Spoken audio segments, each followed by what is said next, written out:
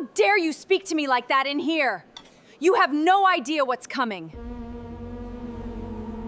It wasn't my fault. Please just listen. The coffee cup shattered against the tiled floor as Vanessa Cole's voice cut through the cafe. People like you don't belong at my table.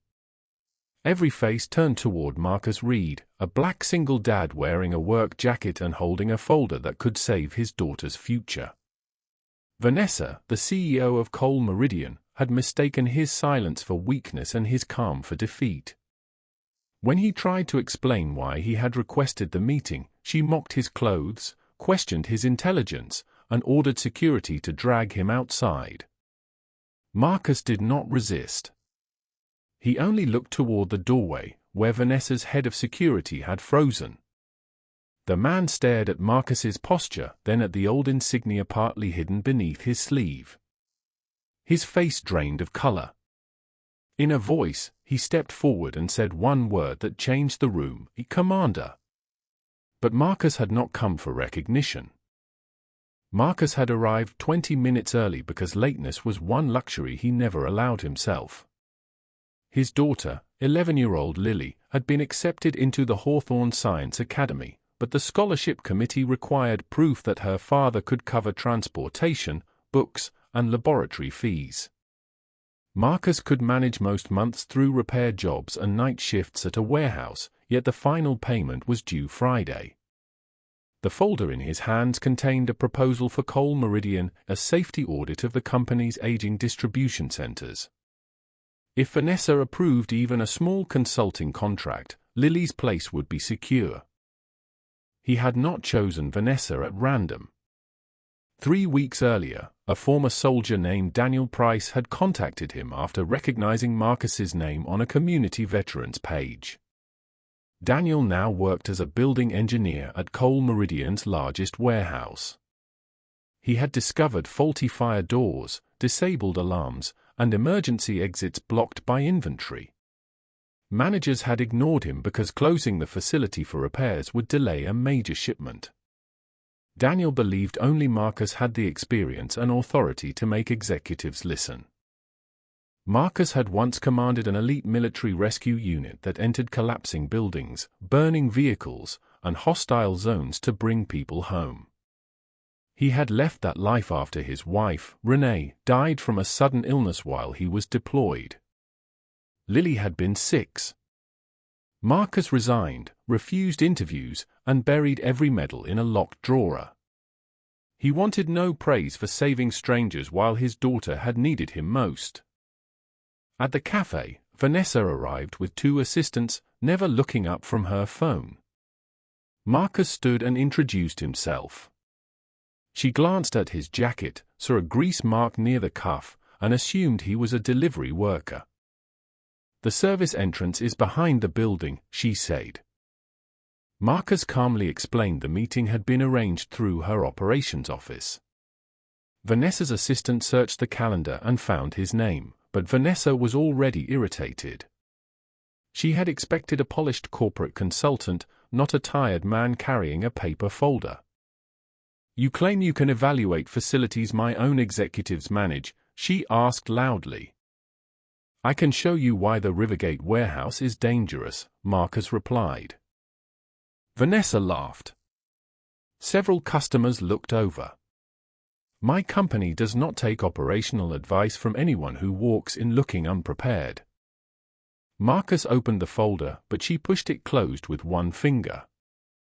"You wasted my time," she said. "Now you want my money." That accusation struck deeper than the insult. Marcus thought of Lily pretending not to worry about school and of Daniel risking his job to warn people. Still, he kept his voice level. "I came because lives may depend on what is inside this folder." Vanessa mistook his restraint for desperation. She raised her voice, ensuring everyone heard. "Security, remove him before he creates another story about being mistreated." That was when Adrian Cross, her head of security, entered the cafe and saw Marcus standing beside the broken cup. Adrian stopped so abruptly that one of Vanessa's assistants nearly walked into him. 12 years earlier, Adrian had been a young military medic trapped with 6 civilians inside a flooded underground station during a foreign evacuation. Water rose through the tunnels while electrical fires blocked the main passage.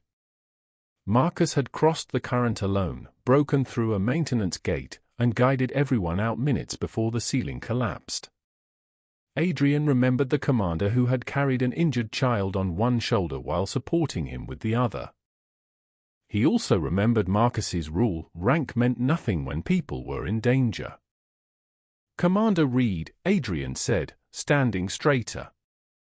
The cafe went quiet. Vanessa turned, annoyed. "You know this man?" Adrian did not look at her. "He saved my life and 6 others." Marcus gave him a restrained nod.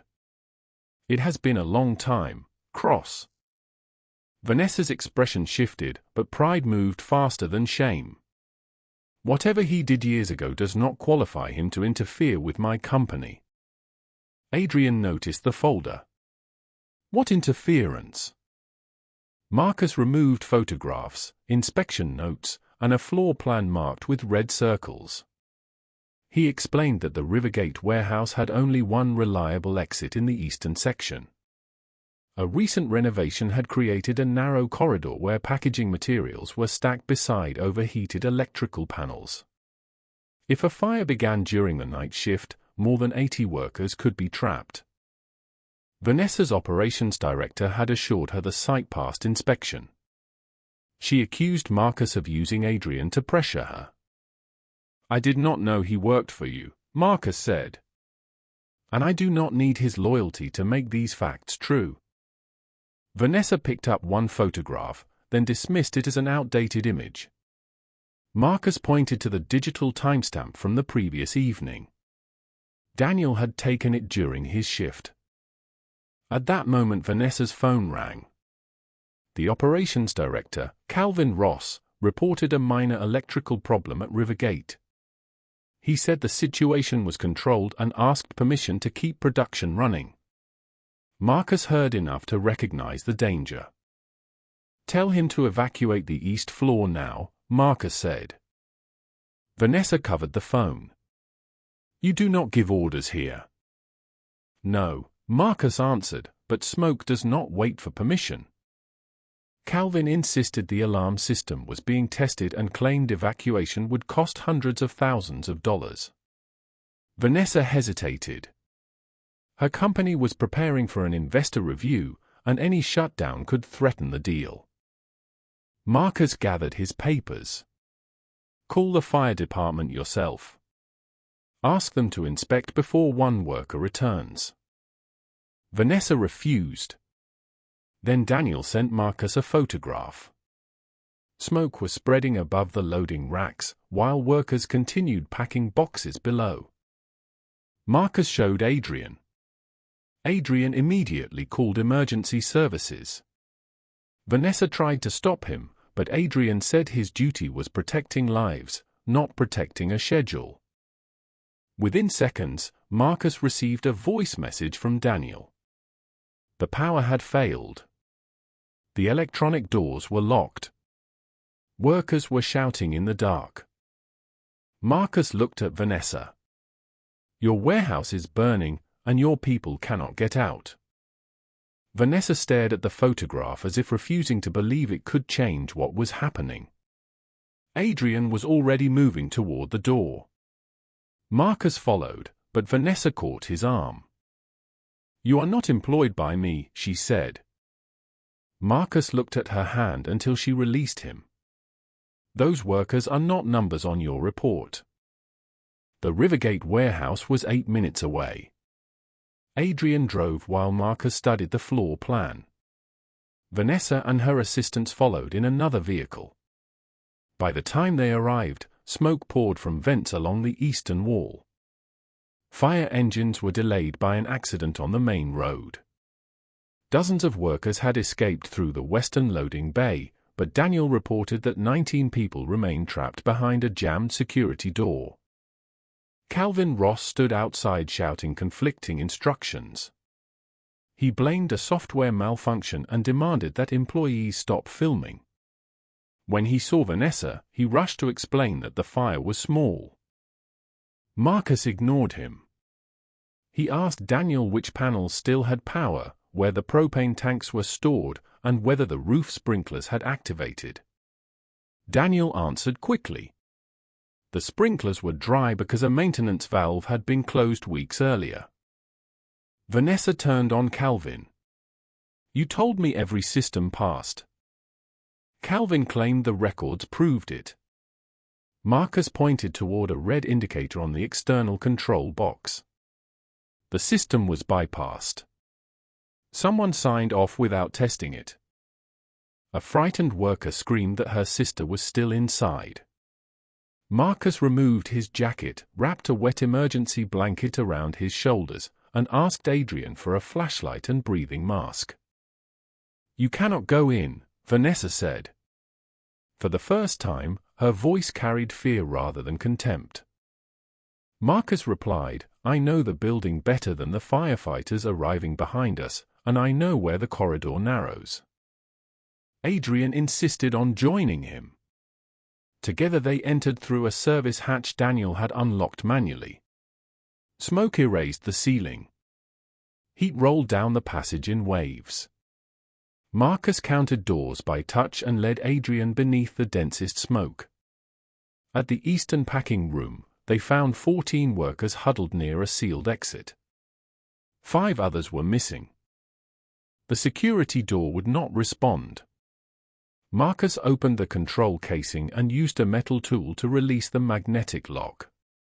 Adrian guided the group outside while Marcus continued deeper. He found 3 workers unconscious beside the conveyor line and dragged them toward the opening one at a time. The remaining 2 were trapped in an office behind fallen shelving. Flames had reached the cardboard stock. Marcus broke the glass partition with a fire extinguisher, covered the workers, and pushed them through the opening. As the last woman crawled free, part of the ceiling collapsed behind Marcus. Adrian turned back, but smoke swallowed the doorway. Outside, Lily arrived with a neighbor after seeing the emergency online. She spotted her father's truck and ran toward the police barrier. Vanessa saw the child calling for Marcus and finally understood what he had risked after she had treated him as worthless. Lily struggled against the officer holding the barrier. "My dad is in there." Vanessa approached, unsure what comfort she had any right to offer. Before she could speak, Adrian emerged carrying an injured worker. He turned immediately toward the entrance, but firefighters had arrived and ordered everyone back. A section of roof was unstable. Then Marcus appeared through the smoke, supporting the final employee. His mask was gone, his shirt was scorched, and blood ran from a cut above his eye. Lily slipped past the barrier and reached him as paramedics took the worker. Marcus dropped to one knee and held her. "I told you I would be home for dinner," he whispered. The rescued workers began telling firefighters how Marcus had found them. Phones recorded every word. Vanessa stood several yards away, watching employees embrace family she had nearly left inside to protect a shipment. Fire investigators secured the control box and maintenance records. The first inspection showed the alarm failures were not accidental. Someone had repeatedly silenced warnings and falsified service reports. Calvin attempted to leave, but Adrian stopped him until police arrived. Vanessa demanded an explanation.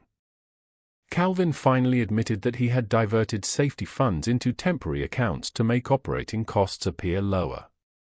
Strong quarterly numbers would trigger his executive bonus and increase the company's valuation before the investor review. He had threatened Daniel with dismissal whenever Daniel reported hazards. "You approved the reports," Calvin told Vanessa. "You never asked what they meant." The truth landed harder than accusation. Vanessa had built her reputation on speed, discipline, and control, yet her impatience had taught executives that bad news should be hidden from her. Marcus had brought proof, and she had humiliated him because his appearance did not match her idea of expertise. At the hospital, doctors treated Marcus for smoke inhalation and stitches. Lily sat beside him, gripping his hand. Vanessa waited outside the room for nearly an hour. When she entered, she carried the folder, now stained with water and soot. "I owe you more than an apology," she said. Marcus looked at Lily before answering. "You owe your workers a company where telling the truth does not cost them their jobs." Vanessa promised an independent investigation, paid leave for everyone affected, and full medical coverage. Marcus remained silent. She then admitted she had learned who he was. Adrian had shown her the military citation Marcus never discussed. It described a commander who had rejected evacuation until every civilian and soldier was accounted for. "I called you unprepared," Vanessa said quietly. "You were the only prepared person in the room." Marcus did not accept her praise as payment. He asked whether Daniel would be protected and whether the warehouse would remain closed until every hazard was corrected. Vanessa agreed. Then Lily opened the scholarship letter on her phone. The deadline was still Friday, and Marcus's consulting opportunity had burned with the warehouse. The next morning, Vanessa called an emergency board meeting. This time Marcus entered Coal Meridian headquarters wearing the same repaired jacket. No one asked him to use the service entrance.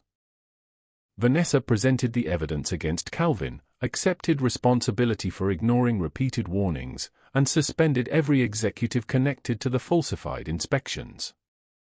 She announced a worker-led safety council with Daniel as its first director.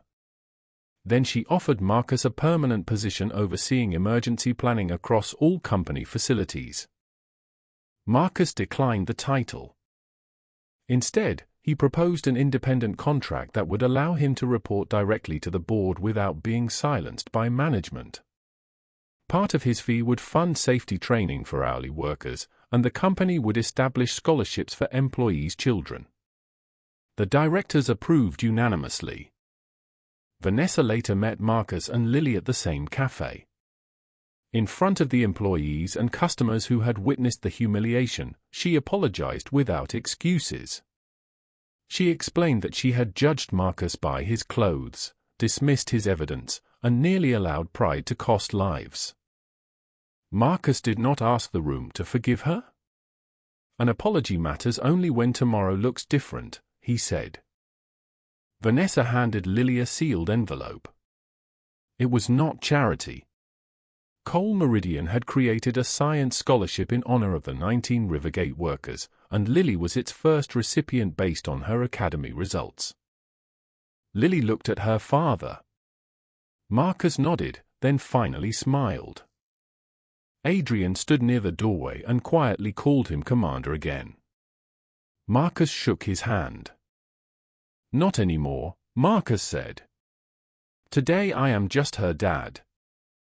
Yet as workers returned to rebuilt facilities under new protections, everyone understood the truth Vanessa had missed in that cafe. The quiet man she tried to remove had never needed power to command respect. He earned it by refusing to leave anyone behind.